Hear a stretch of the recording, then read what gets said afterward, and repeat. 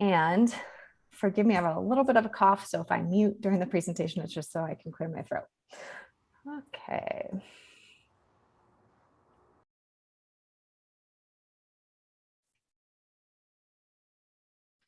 So are you guys able to see my screen right now? Okay, great. Thanks, Cara. Let me just get chat up. Okay. So today we are here to talk about content marketing and the ways you can succeed with this inbound marketing tactic. So I'm going to start with a little bit of an overview about kind of marketing in general, and then where content marketing fits into that. So if you haven't seen some of the past marketing mentor sessions, I highly recommend you go back and review some of them because I go into a lot of this in detail, but for now I'm going to do a quick overview. So really marketing here is a numbers game. We're talking about how do you get a certain number of qualified eyeballs or people viewing your services and your firm. From there, we want to turn those into a certain number of qualified leads, and then from there, a certain number of clients. So once you figure out how many eyeballs you need to get how many leads to get how many clients, marketing becomes a lot easier because then you're just trying to pour people into the top of the funnel and get more of those qualified eyeballs. So our goal with these marketing mentor sessions is to make your firm growth simpler by making online marketing simpler. There's a lot of advice out there. There's so many channels you can be on. And sometimes I think because we hear, oh, you have to be on TikTok or you have to be on Clubhouse or, oh, you need to be doing SEO, marketing can get really complicated fast. And then we don't get the results that we're hoping to see because we spread ourselves a little too thin. So my goal in these educational sessions, as well as Mike and Kara's, is to make marketing simpler for you. So a framework I like to walk people through when it comes to how do we get more leads, better leads, and more sales ready leads is thinking about our marketing from 3 standpoints. So one, how do we generate more leads? So that's how do we get in front of more qualified eyeballs? Then how do we sort through those leads, lead qualification, and sort through who's a good fit for our firm and who's not, as well as who might be ready to convert into a client immediately versus who needs more time and information before they're going to be ready to convert into a client. And then third, lead nurturing, which is how do we stay in front of those leads and give them more time and give them more information so that they're eventually ready to become a client. So when we think about this in relation to our overall marketing strategy, and specifically in a second, we're going to talk about content marketing, we're really looking at inbound versus outbound marketing. And there's a reason this is important. So I just want to put some definitions in front of you. So outbound marketing is also known as push or interruption marketing. So it's the use of tactics to get your business or its message in front of people who aren't necessarily searching for it. So think a Facebook ad, someone's scrolling on Facebook, they're not necessarily looking for your firm, but you put an ad in front of them. That would be outbound marketing. Or in many ways, some of the referral outreach that we're doing through James Amplifier's outbound marketing. We're reaching out to referral partners who weren't necessarily looking for you, but we're putting your message in front of them and explaining why there's a symbiotic relationship there, and then getting a new partner on board to help send referrals your way. Inbound marketing is the use of tactics to get your business in front of people already searching for your services. So for example, SEO is a great example of inbound marketing. You're trying to rank for people already searching for on the internet for terms related to your firm, personal injury law firm in Denver, Colorado, or let's say I just got injured in a car accident. What should I do next, right? And then your content comes up, and then people move to your site and are already searching for your services and learn more about you. So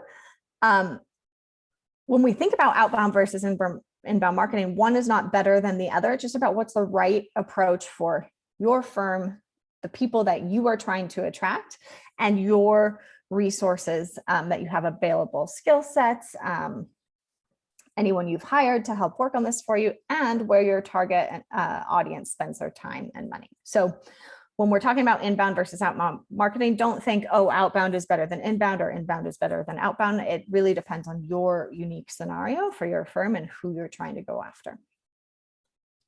Okay. So when we talk about content marketing and we think about that framework, lead generation, lead qualification, and lead nurturing, content marketing can actually hit all three of those circles in the Venn diagram. It can generate leads, it can qualify leads, and it can nurture leads. But I think the operative word here is can. It doesn't always do this, and we'll talk a little more about how to hit all three of those circles in the Venn diagram. So how does content marketing nurture leads? Well, content marketing nurture leads by putting information in front of them that they need before they are ready to take the next step with you. Maybe they need more education. Hey, I just got injured, but I'm not really sure what to do next. Do I need a lawyer? Do I not need a lawyer? What should I look for in a lawyer before I hire a firm? What should I, what are some of the steps I should be taking before I bring a lawyer onto my case? That is how content marketing nurtures leads. But it means that you already have the lead somewhere in your database and you're putting this information in front of them. Then when we talk about how does content marketing qualify leads, again, when you're putting stellar content in front of someone, they're either going to say, hey, this firm is a right fit for me, or no, this firm isn't a right fit for me. So the type of content that you're putting in front of them can help sort through who's going to be a good and bad fit for your firm, because maybe you're talking about, oh, this is what our intake process involves. This is what it's like working with us. And someone can immediately see, oh, okay, I'm not the right fit for this firm. I'm looking for something else. It can also help leads understand whether they need your services or not. Meaning maybe they think they have a case, but they really don't. And then you don't want to waste a lot of time sorting through the quality of the lead over the phone when your time is so valuable and you're working on numerous cases, I'm sure. So if you can put content in front of them that helps the lead kind of self-select, that's a really great way to qualify leads. For example, the FAQ booklet that we have here at James is a great way to qualify leads. You're putting it in front of the lead and they're deciding, is this firm a good fit for me? And then how does content marketing generate leads? Content marketing generates leads if you get your content in front of new eyeballs. SEO is a great way to do this. Paid ads can be a great way to do this. But so often we make this mistake where we publish content and pray that it's going to generate new leads. And just because we publish something online, especially with how competitive markets are nowadays, doesn't necessarily mean you're going to get that new traffic to that content. It doesn't mean you're going to get those new eyeballs to that content. So I encourage you to think about, when you're thinking about content marketing for lead generation, how am I going to publish and promote this content? So promotion means, how do I get more traffic, qualified traffic to this piece of content, either using an outbound tactic like paid ads on Facebook, or an inbound tactic like SEO, or even Google AdWords to get more eyeballs on this traffic. So again, content marketing can generate leads, it can nurture leads, and it can qualify leads, but it really depends on where it sits within your funnel. And there are so many ways to approach content marketing. We can write about a lot of things, right? Or we can publish content about a lot of things, but it all starts with meeting your target audience with where they spend time and money online and offline. So for example, let's say you are help your clients with contracts. They may be searching for contract templates online. They may be searching in Google for how do I write this clause in my contract? Or maybe they're just searching for business attorney in Denver. That's a great place to say, hey, this is where my audience is spending their time online. So I want my content marketing to meet them there. I want to either rank, or I want to use ads to put my content in front of them. In that instance, what might not be a good fit for you is, hey, let me run Facebook ads to everyone in Denver, because one, you haven't determined, narrowed in on your target audience enough for those Facebook ads to work. So we would want to narrow in those Facebook ads to business owners, for example. And two, we don't necessarily know, are those specific business owners searching for my services? So it's more of a shotgun approach, and we're just hoping that we're going to get in front of the right people. So really understanding who your target audience is, what their pain points are, what they're searching for, what channels do they spend their time on, really helps you be more successful with content marketing. And for example, let's say we're taking this referral partnership example that I talked about earlier, which is Outbound. Let's say we know our audience is also working with the, excuse me, local physical therapist because they've had an injury. It may be faster for us to get that content in front of the physical therapist's office than it is to just publish online and hope that someone's going to see it. So sometimes we have to think about what's the fastest way for me to use content to get in front of my audience, and how quickly should I expect to see results as well. If we just publish and pray, results don't come overnight. If we put that content in front of, for example, the physical therapist's audience, because they have, I don't know, a list of 100 people who need someone like you, then we're likely to see quicker results from that piece of content. Cara, before I jump into the next step, I see you nodding, so I just want to give you the opportunity to jump in here if there was anything you wanted to say. Oh no, I am very much in agreement, but I will jump in if there's anything. But it's exactly, I think it's so important, and sometimes it's lost on the attorneys that I talk to about sort of meeting the point that you made, a moment ago, is really kind of meeting your target audience or your prospects where they are, right? So that tailored approach is really important, rather than kind of just how much can we throw against the wall to see what sticks. The more targeted that we can get with this content, I mean, that's when you really start to see it work for you. It's, I hear so often, I'm pumping out all these blog posts, I'm writing, and crickets, nothing is really happening. So, I like that you're kind of honing in on the specifics, and the more tailored kind of approach that we can get. I think that will be really helpful to our subscribers. Yeah, and we'll talk about blogging a little bit towards the end of this presentation, but I wholeheartedly agree that it takes a lot of work to create a piece of content. It takes even more work to create a good piece of content. And then it takes a lot of work to promote that piece of content. So sometimes, at least in the current digital marketing landscape, less is more when it comes to content, and having a higher quality piece of content and fewer pieces does better for you than publish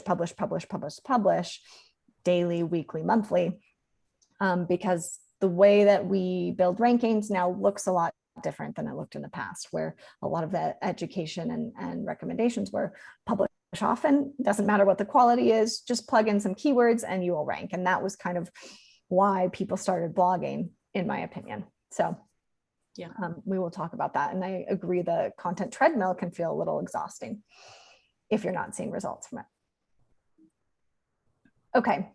So we dive into the stages of awareness in a past marketing mentor session, and I'm just going to give you a quick overview here.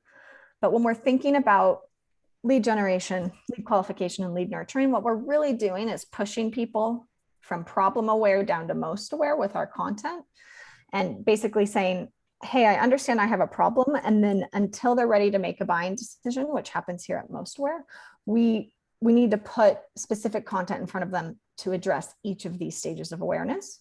We almost never market from unaware, where someone isn't aware they have a problem, because it's just a really hard place to start from, and it can be very expensive to generate leads in the unaware stage and then move them along. So the reason I mention the stages of awareness is you need to understand where does your content fit in the stages of awareness? What is its purpose? Is it to generate new leads? Is it to qualify them? Is it to nurture them, or all of the above? And so when we're thinking about the content you're publishing, we really want to think about, are we writing, for example, an article that talks about all the different ways that your firm is better than any other option out there? Your process is different, you get better results. In that case, we're looking at people who are down in this stage, because they already know they have a problem. They're looking for someone to help them solve it. They're just trying to decide, are you or is a competitor a better fit for them? But if our goal is to generate leads, then we're going to be up here in the problem aware stage where someone knows they have a problem, but they're not quite yet sure what the solution is. And they're searching for what are all the solutions out there. This is the problem, but I don't know how to solve it. And I think sometimes we don't think about what is the purpose of this piece of content and what stage of awareness is it addressing. And sometimes all you need is one or two pieces down here in the product aware and most aware. And that's what you use over and over and over again for anyone who's reached that stage in the funnel, if you will. And sometimes we only need a couple pieces of content here in the problem and solution aware, because we know people always search for these three phrases. People always are looking for, a medical malpractice lawyer in Ohio, right? So we don't often have to create so much content in order to move people through these stages of awareness. Okay. Moving beyond the stages of awareness and what the content should be about, then we get into promotional strategies and where should we be publishing. So there are a lot of different channels out there that I hinted at, and there are a lot of different mediums. And you really need to decide what are the channels that are best for my target audience and what are the mediums that are best for my target audience. So let me give you some examples. You can produce written content, you can produce audio content, you can produce video content in terms of mediums. For example, if we were going to do audio, we may talk about a podcast, but perhaps your target audience doesn't listen to podcasts, then we wouldn't even consider that medium. Or perhaps your target audience loves listening to podcasts, and that would be a great medium for you to publish content. We also need to think about, okay, is it evergreen or date specific? For example, are we talking about something related to COVID, which isn't going to be evergreen, in which case it's only going to last for a certain amount of time. And so we're only going to be able to use that content for a year, for 2 years. If it's evergreen, we get a lot more longevity out of that piece of content. I think both can have a role in your business, especially if we're jumping on a hot topic like COVID was and is in the beginning, the pandemic was and is. But we also want to have a lot of evergreen content. So you're not constantly on this, I have to produce new, because everything I'm producing is outdated. Especially because if we're thinking about ads or SEO as promotional tactics, it takes a lot of time and effort to get those two to work and dial those in. And so if we're promoting evergreen content, then we only have so much time to dial those strategies in. Okay. Then we can publish on social media, we can publish on email, we can publish on our website, we can do webinars, we can do direct mail, we can do speaking. There's a lot of different places we can publish and promote our content. And again, I just want to reiterate, it's where your target audience is spending their time and effort. Are they on Instagram? Great, that's a great place to publish. Are they on Facebook? Great, that's a great place to publish. If they aren't, or if that's not where they're spending time looking for your services, then it may be a harder game for you to play. So when you're thinking about your content marketing strategy, you want to make decisions around where are you going to publish, and then how are you going to promote that content. So for example, yes, I'm going to promote on these 3 social media channels. Okay, great. And how are we going to get that content in front of new eyeballs? All your current followers will see it. Many of your current followers will see it. I should rephrase that because the algorithm's constantly changing, but we won't get new people to see that content if all you do is publish on Instagram and Facebook, but don't have any way to promote that content. Okay, then when we're talking about the content treadmill, I think it's important to decide on a publishing frequency that you and your team can commit to.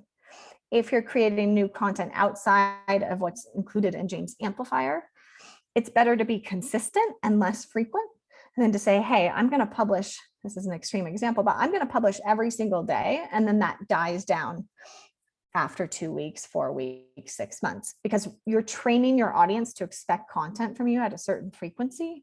And essentially, when you drop that frequency down, there's challenges on social platforms, there's challenges on email in terms of what the algorithm expects you to do and then how they're going to deliver that content. Okay, So now diving into what role does James Amplifier play in your content marketing, because this is one of the biggest features of our offer. And we've created a lot of the content for you. So I just want to dive in, and Cara, this is where I'm going to have you jump in. But I want to dive into each feature that's available to you and talk a little bit about the role it plays.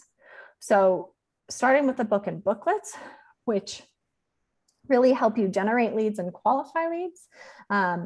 This is often delivered through a pop-up on your site. So we're looking at all the traffic that's coming to your site, and then we're putting a book in front of your traffic, and they're deciding to opt in or opt out. Anyone who opts in becomes a lead, and then they consume that content, and that helps qualify them.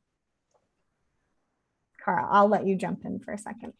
Yeah. So, it's true, Lauren, that many of our Marketing Amplifier subscribers come to us to kind of take much of this content marketing burden off of their plate, right? So I think that's something that we want to kind of reinforce here is we want to make sure that everyone on this call and all of our subscribers really kind of understand what not only is included, of course, in your subscription, but kind of how we connect the dots for you and how we really put the content to work for you, right? So it's not just that you get access to these libraries of books and booklets that are all branded and you can really kind of use them as you wish. But, our goal really for you, with the Amplifier program is to really, put books and booklets in front of your prospects, help you generate those leads with these materials, certainly help you kind of qualify the leads as well. So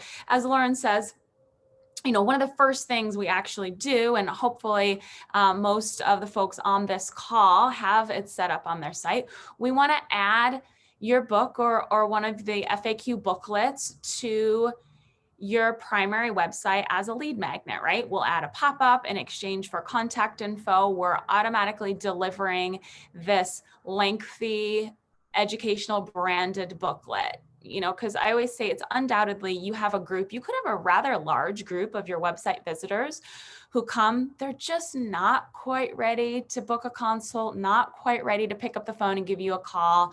Perhaps they're shopping around, perhaps they're meeting and interviewing several attorneys, looking to get their questions answered, looking to just gather more information, right? So if we can put some valuable, helpful information in front of them, really, in the end, just kind of convey your caring and convey that you're ready to help, we're able to, and we'll get into this in a second, nurture those folks along who would otherwise leave without a trace, right? Someone comes to your website and they read a blog post. It could be very helpful. It could be very informative, but there would be no way for you to know that person ever landed on your site, right? You're not collecting contact info for those folks. So that's really where we're able to be really, quite effective, especially right from the beginning, that's why our customer success team really pushes to get this book or booklet up, the pop-up up on your site as soon as possible so that we can start really, helping you kind of generate more leads and qualify more leads. Yeah, and to Cara's point, the pop-up and the booklet are designed to generate leads from your already existing traffic, often which there's a lot of opportunity there. But what it doesn't do is generate more traffic for your site. It doesn't. So in terms of expectations, I think it's important to think about, okay, the book is going to convert a percentage of my already existing traffic into leads. If I want to generate more leads, then how am I going to dial up the traffic to my site? Yeah, good point, Lauren. And that is an important distinction, right? So we're talking about converting more of your existing site traffic, just what Lauren, described. Whereas, that's sort of a double-edged sword in some cases, right? If you have decent website traffic, in many cases, there's no need to invest more money in getting more traffic. We need to hone in and really, really look at, how can we kind of take advantage of what I consider sometimes to be the lowest hanging fruit, those folks who they're landing on your site. So let's get the right materials, the right content in front of them so that, they're setting appointments. They're the ones that are becoming high quality clients. I 100% agree. And to that point, one of our next big features is email marketing. There are a variety of sequences that we have in place, which I'll let Cara speak about in a second, but they're really designed to, qualify leads and nurture your leads. So you have contacted for information for someone. How do you get more? This is how you get more information in front of them about what you do, provide more education so that they're eventually ready to book a consult with you. The really beautiful part about email marketing is, one, you have a lot more control over who sees your content. Unlike social media platforms where we're kind of constantly battling different changes to how your current followers see your content, email marketing is just about getting placed in the inbox. And this all happens on autopilot without you having to lift a finger. So someone opts in, for example, to the FAQ pop-up on your site, they automatically receive a series of emails all designed to nurture them, so they're then ready to take the next step. Cara, I'll let you speak to a few more pieces about the email marketing system since there's a few sequences in place. Yeah, sure. So, and I was just responding to a quick kind of side question there, but yeah. So, to Lauren's point, we really include sort of campaigns for every phase of the client life cycle, right? So we're talking about email marketing and nurturing sequences, certainly for your prospective clients. That's kind of first and foremost, right? How can we really help you stand out, distinguish yourself? That sequence is launched, is really kind of jump started with an impressive comprehensive shock and awe package, and then a lengthy, in some cases, 6 months worth of educational content to those prospects, really, again, answering many of their questions, really taking an educational approach, conveying that you're caring, that you're ready to help. And then, of course, the idea behind, the goal really behind all of this is so that when they are ready to sign, when they are ready to hire an attorney, you're the one who's top of mind. You're the one that's been helping them, providing value this entire time, right? And if you have any questions, if you're not sure if those sequences are set up, please reach out, because this is really, it's such a key piece of the puzzle, right? We need to get these campaigns set up, and really our goal is to link, to really kind of integrate as many of your lead sources as we can automatically to this prospect nurturing sequence, meaning if you have our FAQ pop-up on your site, that will automatically feed into this email marketing campaign for your prospects. But any other web forms, paid advertising, anything you're doing kind of outside of James Amplifier, we'll work really closely with you, because in sort of ideal world, as many leads as possible are automatically flowing through this comprehensive drip sequence. So what I just described is obviously for prospective clients. We take a very similar approach on your behalf to welcoming new clients, right? Start with a comprehensive welcome kit that describes what they can expect, what the process is like, sort of what can be expected of them, and then the ongoing welcome series, we call it sort of a reassurance series, right? That almost combats buyer's remorse in a way, really fills that critical gap that can occur between, retention and when visible work is actually seen, is actually done, right? I mean, undoubtedly you're working hard on your new client's case. There's no doubt about that. But in many cases, they may not see that, right? They don't know exactly what's going on or if anything, right? And if they don't know, then, they kind of always assume that maybe nothing is going on. So really keeping that communication going is, in an automated way, is very effective, but so critical to really fill that gap. So that reassurance email series is really popular. And again, we want to make sure that we have that set up for you.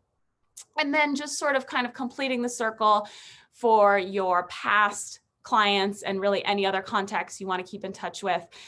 We also will provide a monthly newsletter. So a monthly e-newsletter, critical to really boosting your referrals and just keeping in touch, staying top of mind with those past clients that you've performed wonderful service for. I think it's a mistake to just assume that people will remember you. I know that's kind of hard to hear sometimes, but it's almost out of sight, out of mind, right? They're more than likely kind of past their legal issues, but a soft, nice, sort of, interesting monthly update from you on, helpful tips, money management, seasonal pieces, recipes, all very sort of easily digestible and easily shared. That's the kind of content that's super important to keep in touch with those past clients. So that's kind of the full life cycle, right? So your prospects, your welcoming your new clients, and then staying top of mind with those past clients, all with, pretty targeted email marketing campaigns. Is that helpful, Lauren? Yes.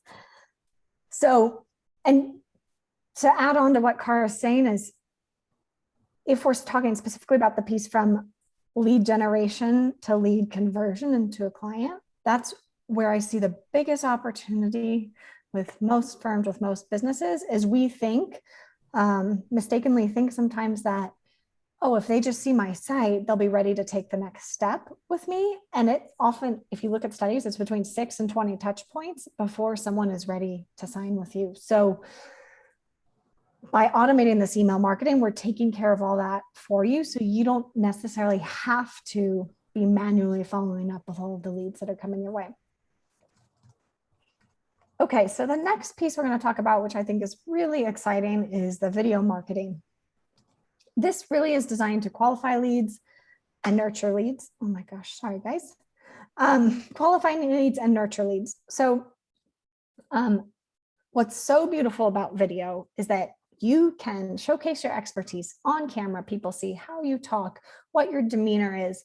They really get a good idea of what they can expect from you as their attorney, which is really hard to convey in the written word. And we are producing videos for you in a way that doesn't take a lot of your time, but really showcases your expertise.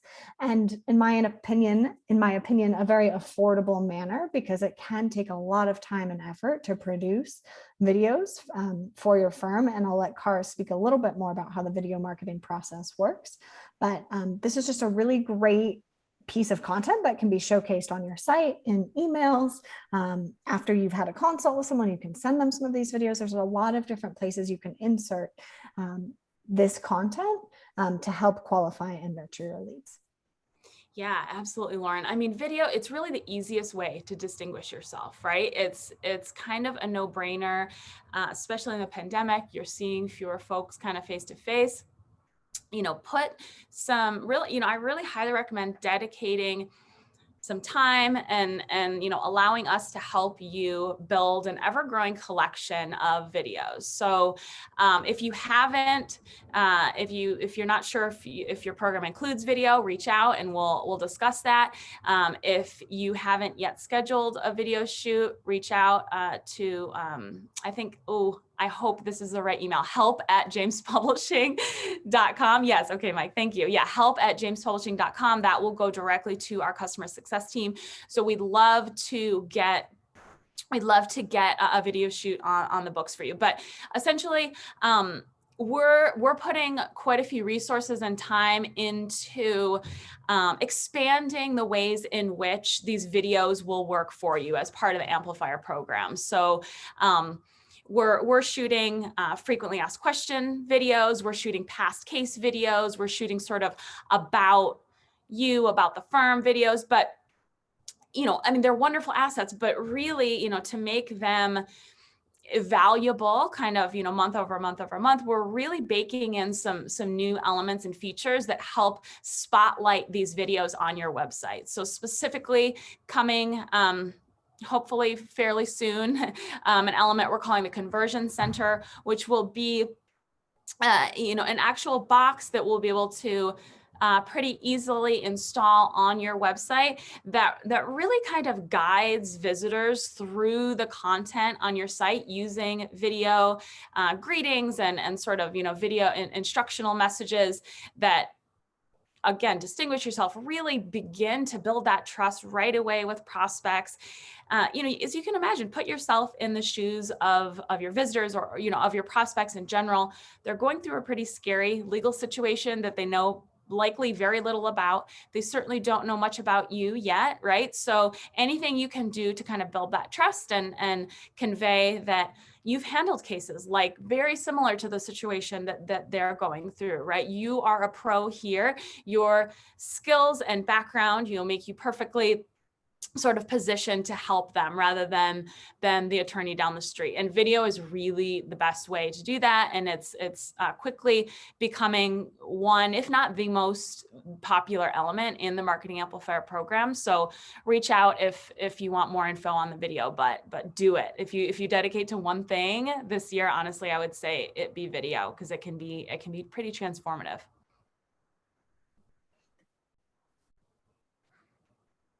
That's great, Cara.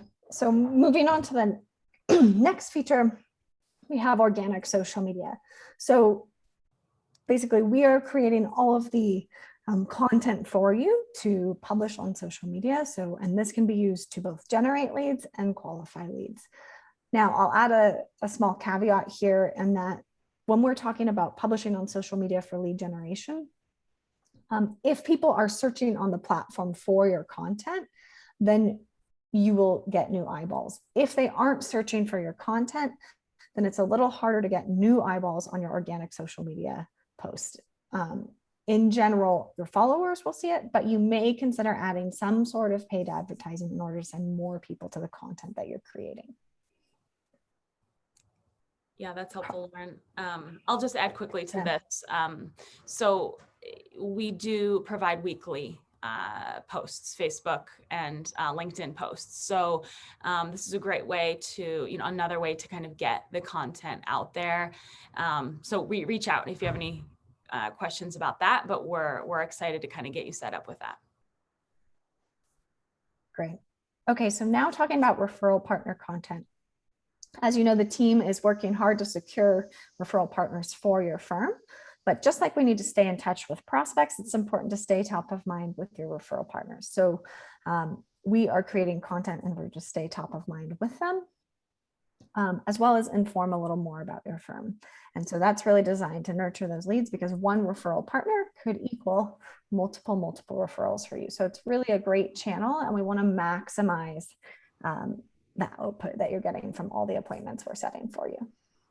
Yeah, exactly. I mean, it's not enough to just have one single appointment with a brand new referral partner, right? You have to really cultivate and really nurture that new relationship like you would any friendship, right? You got to build the trust. You have to stay top of mind.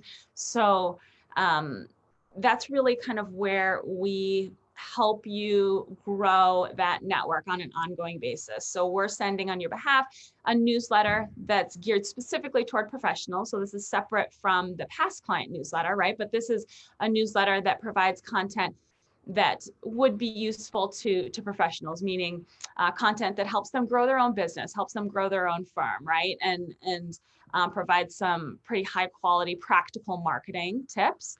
And we also produce on your behalf what we call a prosperous professional journal. It's a mini journal that, again, really highlights some helpful marketing content, and in the end keeps you top of mind and really provides value to those new referral partners, so that you're the one that's providing that ongoing sort of assistance, the ongoing advice.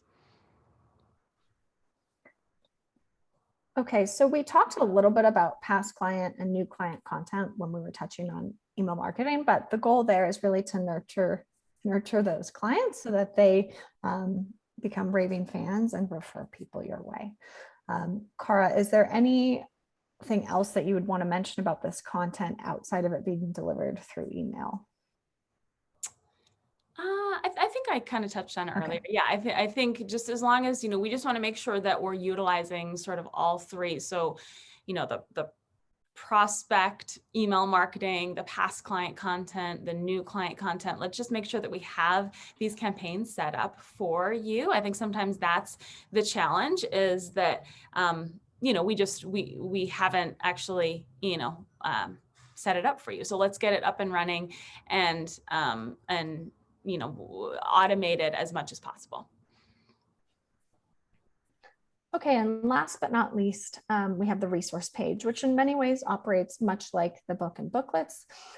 These are essentially what we call lead magnets in the marketing world, designed to convert your existing traffic into contact information.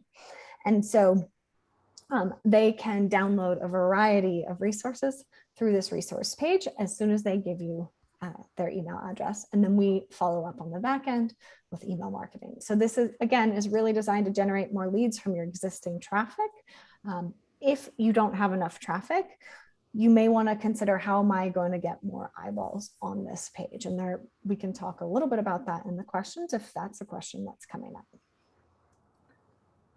Okay, so then before we wrap up, I do just want to touch on blogging, because I know that's a common strategy that firms are using. And you'll notice that, if we go back, pardon me, I just have to move the chat. So if we go back here to publish and pray, I think blogging, if we're creating content and then we're putting it in front of our already existing leads through email, social media, et cetera, I think that's a really great use of blogging content. But sometimes we expect blog content to generate new leads without actually having a promotional strategy in place in terms of getting new eyeballs. So if you are blogging, I would just consider, do we have some way to build rankings to these blog posts so that I'm generating new traffic through search engines? Or am I generating new traffic to this content by running paid ads? Or is there some other channel, promotional strategy that I'm using to get new eyeballs on this content? If not, you may be stuck in this publish and pray approach, where you're publishing a lot, but not getting a lot of results. And you may not necessarily need to be publishing all of that content. You could just focus on using all of the content that Amplifier has available to you, and instead redirect those efforts to, I don't know, using paid ads, or doing a little more speaking, or building your search engine rankings to the content that already exists, rather than always publishing new. In an ideal world, if you're blogging, I would love to see 80% of your effort around blogging focused on promotion and only 20% on creating the content. But I often think the ratio is reversed. We spend 80, 90, 100% of our effort on creating the content, and then we maybe think about promoting the content, but it might involve just a post on social media or one email, and then we don't do anything else with it. And then that content kind of withers away and dies in terms of its usefulness. So I'd love to answer any questions about blogging, to make sure that if you're doing any blogging, that it's a strategy that's working for you. Now, that's not to say blogging can't work really well. It can, especially if you have really great search engine rankings, if you have a decent sized list. There are a lot of uses for blogging. And just make sure you're thinking about, okay, am I blogging because I want to generate new leads, or am I blogging because I just want to qualify and nurture the leads that already exist? This publish and pray trap, I think, is people get caught up when they expect their content to generate more leads, and it's not. Okay, so in short, we talked about how you can use content to generate leads, qualify leads, and nurture leads. I'm going to open up for questions in a second, but I did want to mention two things. So one, our next session is on April 22nd. On Thursday at the same time. You will be getting reminders, but we're going to be talking about, you've received a new lead. What do you do next? And then second, I will let Cara talk a little bit about this, but we are considering opening up these marketing mentor sessions to smaller breakouts, to do a little more collaboration on your marketing. I'll let Cara speak to this, but we just love to gauge whether this is something you'd be interested in or not. Yeah. Oh yeah. Thanks, Lauren. Yeah. So just real quick, we kind of wanted to float something to this group here, because we really want to kind of provide you, our subscribers, with more sort of direct, tailored marketing coaching, kind of in addition to these marketing mentor sessions from Lauren. So we're launching what we're calling roundtable sessions. So where myself and Mike, our VP, will host kind of breakout sessions with smaller, limited, we're not really sure how large the groups will be, but definitely kind of limit the number of kind of like-minded attorneys in each session. So we'll tend to kind of dive a little bit deeper into your specific marketing challenges. We'll provide some more specific steps really to kind of help you move through and kind of can navigate those challenges. So the roundtables, they'll definitely be a little bit more interactive, a little bit more discussion based, give you kind of more of a chance to learn from the attorneys in the group as well. So if this sounds interesting at all to you, would you mind just typing a quick yes in the chat, in the Zoom chat now? That would be helpful. We plan to host the first one next month. So, this group will definitely have kind of the first dibs on participating. So even if you just think these roundtables could be helpful, let us know, just type yes into the chat now, and we'll definitely provide more information kind of as this rolls out, but wanted to just get some initial feedback. Great, thanks, Cara. So if anyone has any questions about what they are doing for content marketing, about anything that I just presented today, please type it in the chat, or if you want to just come ask your question because it's easier, I can bring you on screen.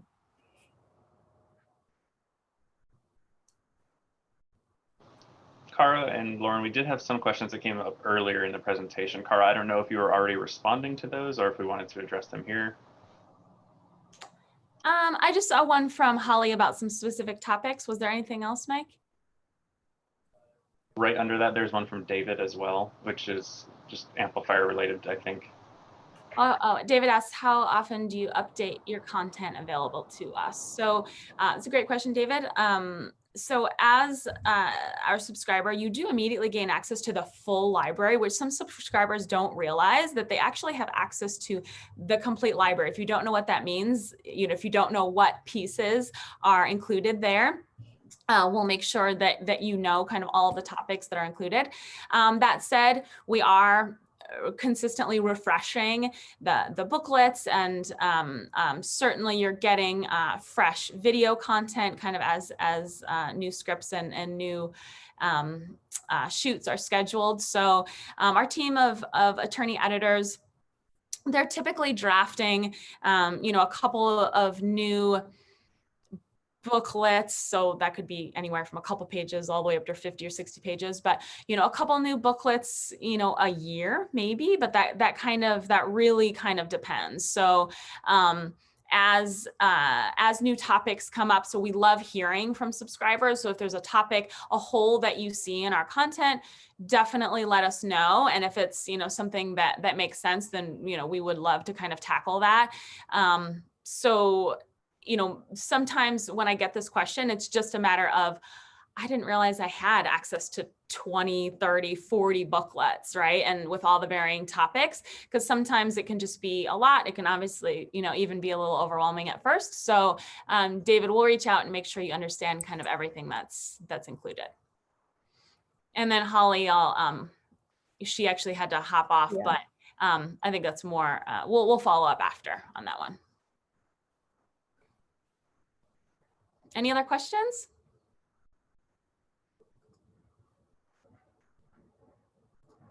Amy, Jody Ann, Joe, Richard, Seymour, Sinju, are you guys all good to go? Or do you have anything you want to chat about before we sign off?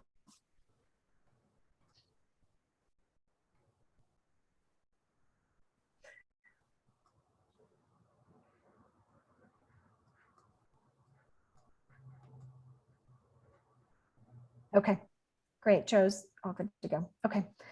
Well, we really appreciate you guys attending these sessions. We will be reaching out about those breakout sessions, and you will be getting a replay, I'm assuming within 24 to 48 hours on this, in case you want to send it to anyone on your team. Okay. Sounds good. Yeah.